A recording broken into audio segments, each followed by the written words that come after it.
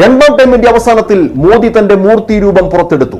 കേന്ദ്ര ഏജൻസികൾ വഴി പ്രതിപക്ഷ പാർട്ടികളെയും നേതാക്കളെയും വേട്ടയാടി ന്യൂനപക്ഷങ്ങളെ ബോധപൂർവം ഭൂരിപക്ഷത്തിന്റെ ശത്രുപക്ഷത്താക്കി നിർത്താൻ ശ്രമം നടത്തി.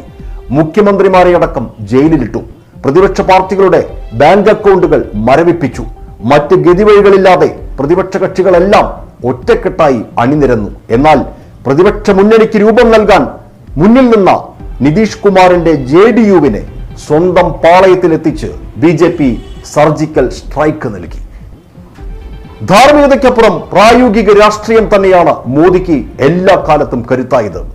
അധികാരത്തിലേക്കുള്ള വഴിയിൽ ഏതു വഴിയും സ്വീകരിക്കുന്ന തനി രാഷ്ട്രീയക്കാരൻ മാത്രമാണ് മോദി. ചായക്കടക്കാരനിൽ നിന്ന് കാവൽക്കാരനിലേക്കും അവിടെ നിന്ന് ദൈവിക പരിവേഷത്തിലേക്കും വേണമെങ്കിൽ അവിടെ നിന്ന് തിരിച്ചും ഇറങ്ങാൻ കഴിയുന്ന പാകത്തിലാണ് മോദി തന്നെ രൂപപ്പെടുത്തിയിട്ടുള്ളത്. നമസ്കാരം.